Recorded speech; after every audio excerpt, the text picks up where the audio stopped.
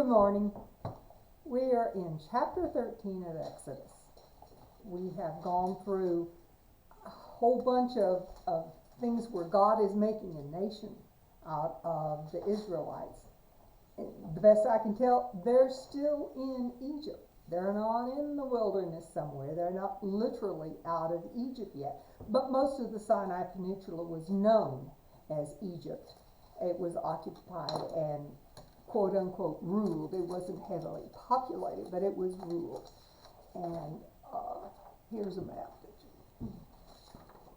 But to kind of get us back on track, the Holman footnote that goes from 12:1 to 13:16. I think we've read that last week, and but it will review for us, and it's just the footnote part. It's a, you see that? Who's going to read the footnotes? I guess you We're are. at 12:1. Yeah.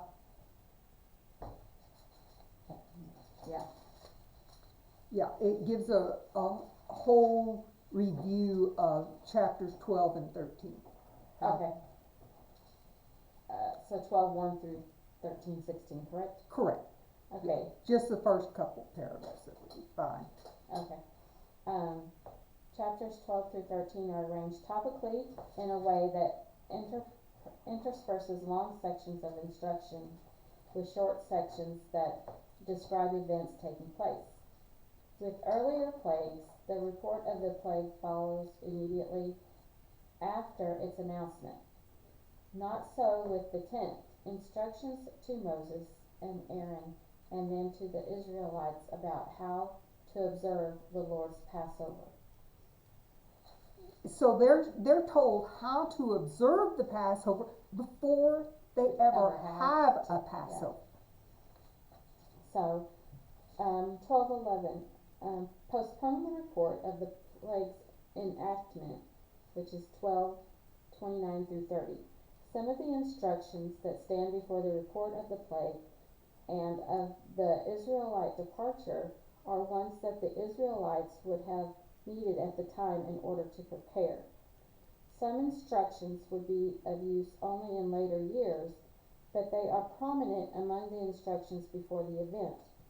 The report of the Exodus 12:34 through 42 is followed by further instructions for future celebrations. See, so they're given instructions here for celebrations. Before it's ever. Yeah. Long, I mean, we're talking some of them are years. Some of them were 2 years later. Some of them were 40, were they? Yeah, these were very, very important to God. Right. And they are very, very fundamental to Israel being a nation. But they're given all the instructions for it before they ever have an opportunity to celebrate. Right. Okay. And that is found in 12:34 through 42. It's followed by further instructions. I lost my place. And a short summary of the first Passover observance and the Exodus. Okay. And so the Exodus is supposed to be given, but we haven't really done it yet. We're told about it, Right. but it hasn't happened. And that was common with plagues, that they would be announced. God would tell Moses. Aaron would tell the Pharaoh. and then it would happen. Now, some of them were not announced. I mean, the 10th one wasn't. Yeah, they were in cycles of 3. And so this is the part of chapter 13. I have more than a page worth of instructions here, review, just to get where we are. Okay, Moses is given instructions from the Lord, and he is passing them on to the Israelites via Aaron. Aaron is his spokesman. These instructions become ordinances which is the same thing as a law. And they're to be observed forever. They're that important. Right. So far as I know, they're still being observed today. Mm-hmm. They are about God and what God has done for them to always be remembered in great detail. Great detail about leaving Egypt. Haven't left yet. But this is what they're supposed to do and have to learn about it before they leave. Okay. But they haven't left yet. Okay, I have a question. Yeah. Okay, he gave them all this instruction and everything, so they knew that they were gonna leave and that they needed to be prepared. Yeah. And that they had to have known that leaving Egypt was going to be hard on them. So then, all of the grumbling and everything that comes afterwards, you would think that they would Okay. understand that God. We're going to get into that. Did we get into the mixed multitude last week? We did, the Okay. the multitudes, Well, yeah. and we I got know. into how foreigners were, There to were a lot of observe Because not different only the land. Israelites left Egypt, I Yeah, know they're- that. It Their was- slaves went, their cattle went, their, intermarried families, some went, some Yeah. didn't. And that's what one commentator called them, or were the half-breeds. Yeah, because after Those after people, Moses' yes, and wife they're, passed, he married a Ethiopian woman. we haven't gotten there yet. Okay. Yeah, But, well, it's yeah, because we I'm haven't just trying studied to it process what you said. Well, you know. Yeah.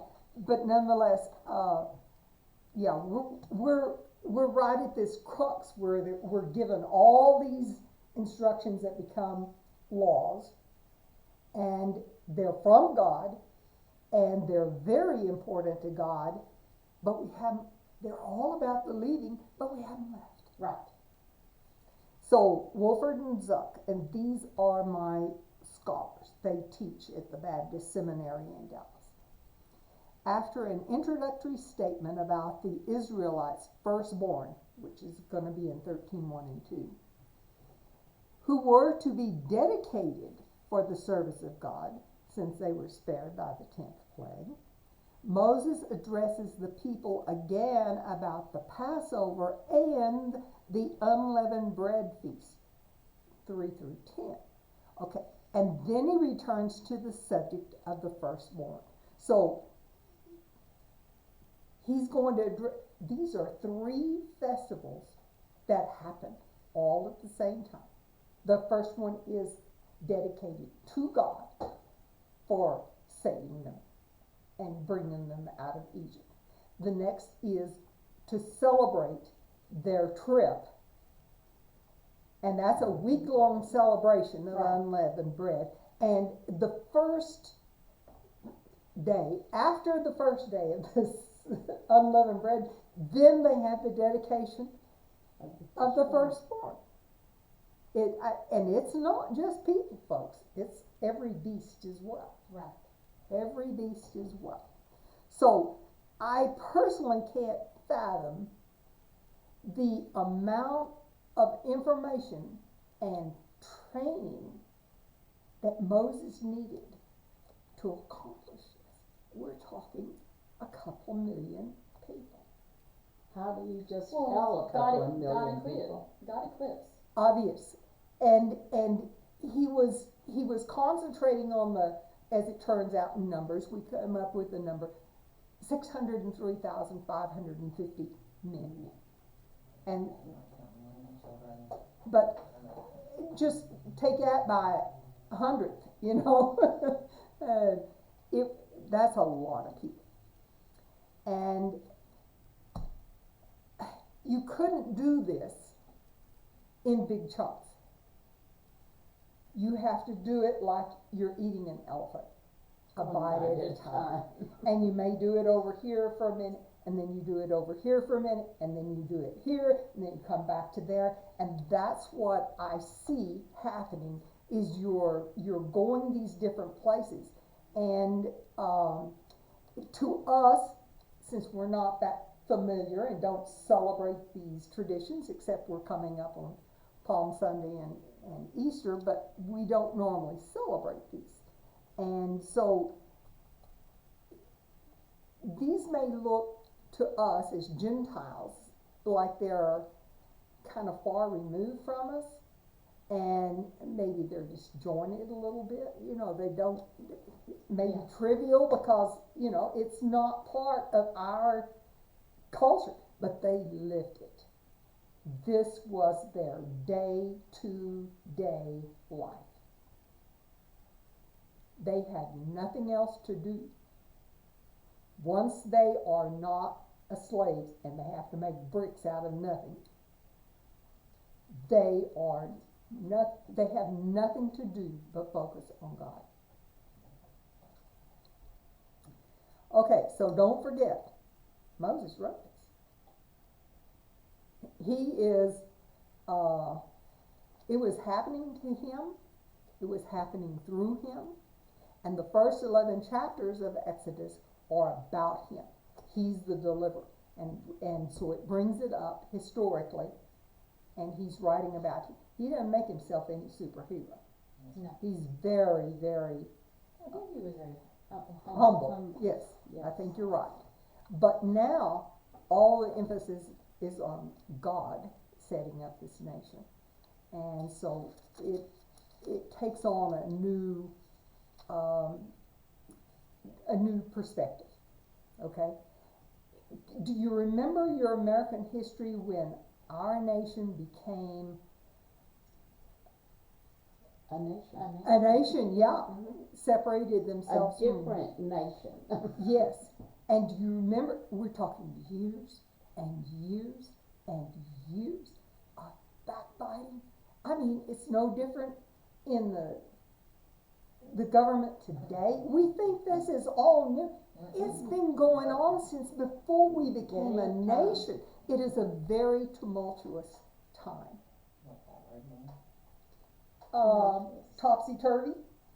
There's a lot of turmoil. crazy. No. Yep, craziness, that goes. Yeah. I thought that, but you know, I wasn't make sure. Well, that's good. So we're just gonna slog along and learn what we can in our discovery process here, and sometimes, who knows, but I may get it wrong. Okay. Exodus 13 verses 1 through 3. You wanna read that? Tracy, are you reading the scriptures? I don't care, whatever. Okay. And the Lord spake unto Moses, saying, Sanctify unto me all the firstborn, whatsoever openeth the womb among the children of Israel, both of man and of beast, it is mine. And Moses said unto the people, Remember this day in which you came out from Egypt, out of the house of bondage, for by strength of hand the Lord brought you out from this place. There shall no leavened bread be eaten. Okay. So we've got a whole bunch of junk going on here. That's very, very deep. It really is very, very deep. McGee says, God claims the first of everything. That is, he does it today as well. We just don't recognize it. We don't go through a ceremony for Yes. it. Well, we kind of, you know, infant baptism, or, you know, we do a few things, but not with every cow and sheep and everything Yeah, else. like when you take your baby up Yeah. for the church and they're dedicated and Yeah. But they're redeemed. They have to be paid for. There's a difference than just saying, I dedicate this child. Right. The children of Israel had just come out of Egypt where they served as slaves. Then God immediately says, but now you're mine. And I claim all the firstborn. But you know what? Jesus does the same thing. When we're reborn. He takes us in all of our sins, and he frees us from the slavery of sin. Right. And then he says, if you wanna be happy, you're gonna follow him. Yeah, so you're slaves still again. This But time not a of willing, bondage this time. You're willing. this is a willing slave. You're voluntarily doing it, but those are the ones, And there are so many blessings that come with it, oh yeah, so. oh yeah. It's not the hardship that bondage is. So, chapter 13, that 1 through 16, would you read that footnote, please? In addition to the Passover? Mhm. In addition to having the Passover feast and festival of unleavened bread, the Israelites would memorialize what the Lord had done for them when they set apart or consecrated the firstborn males of both humans and animals. In future years, the Israelites were to reenact certain events of the Exodus. They would eat a meal like their last one in Egypt, and they would eat unleavened bread as they had done in the early days of their journey out of Egypt. 12:39. Because the Lord had distinguished and redeemed Israel, his firstborn, they would redeem their firstborn sons. And skip. All these people, animals, and events were built into Israelite life as reminders of the Lord's identity. He was known from his actions, and he gave meaning to the lives of his people. Which is a reference in Titus. Titus Okay. 2:14. And then read what it says on 13:2, please. Elsewhere, the Lord explained that he had consecrated every firstborn male of Israel as belonging to him when he struck down the firstborn of Egypt. That's found in Numbers 3:13 and 8:17. The significance of Israel's firstborn sons and animals was tied to what the Lord had done and said rather than to anything special about them. Okay, now that to me is important. It wasn't that the child, the firstborn son, is special. It is that God is special and deserves it. Requires that. It is tied to what the Lord had done rather than anything that the child had done. Or the parent. Or the parent had done, or anything like that. Okay, so McDonald is the one that just gives me a nice overview sometimes, but I've quoted him more in this chapter the most. The firstborn sons, he says, became priests of God until the tribe of Levi was later set apart for that service. So, I'm sure he's talking the adult sons, but nonetheless, that's his inflection on all of this. Now, I went on a Jewish website on the World Wide Web. Well, who knows if you get a good one? Yeah. Okay, but I have since found some notes that verified this, that there are 7 feasts that are set up in Leviticus 23, and the first 3 of them are mentioned right now: the Passover, the Feast of the Unleavened Bread, and the first fruits. Now, the first fruits is this actually like a spring festival? You know, you got the harvest festival, and then you got the spring festival, and this one is, I think, directly related to this dedication of the firstborn, which means it is celebrated on, quote, the morrow after the Sabbath, which means the day after the first day of unleavened bread.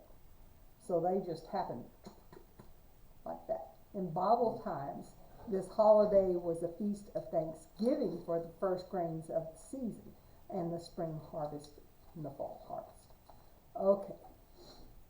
Numbers 9, 1 through 5 say that this became a law, and they actually celebrated this dedication and I'm losing my words, what am I trying to say here? This, it's the dedication of the firstborn. The consecration of the firstborn. Yeah, the and consecration it's, of and the it's firstborn. combined with the week of unleavened bread. Okay. That was not it happened finally in Numbers 9, it's recorded, which was the second year after leaving Egypt. Okay. They didn't do it That first year. That this first year, they did it the second year. Okay. Warren Worsby says verses 1 through 16 explains the significance of the firstborn in the nation of Israel, not only once a year at Passover, but each time a firstborn male, man or beast, came into the world. That firstborn issue had to be redeemed.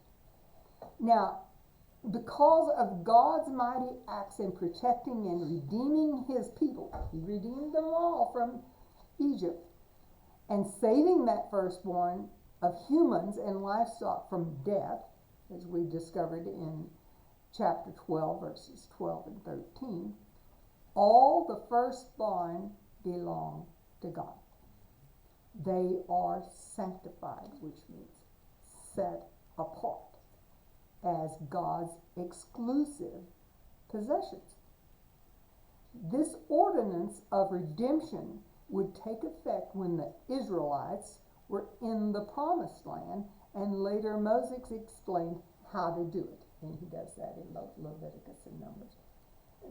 So we get all of these laws, and it's going through Exodus, Leviticus, Numbers, and Deuteronomy. I mean, the rest of everything that Moses writes is about a lot of these ordinances. Okay, I have a question. So, it's firstborn of the beast also, but is that only the males, correct? Yes. So if you had a new you who hadn't had a child before, and it was born a female, then, It says firstborn male of man and beast. okay. Let me get Yeah. that straight, okay. And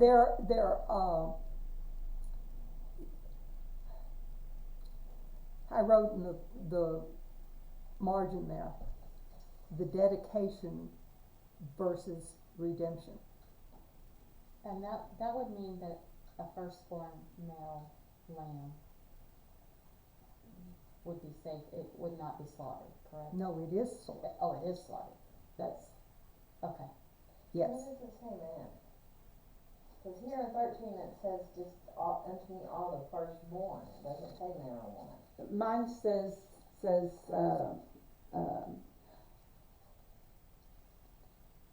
opens the womb among the children of in chapter Israel, 12, both I believe, 'cause I read of that. man and beast, it is mine, in chapter Exodus 13:2.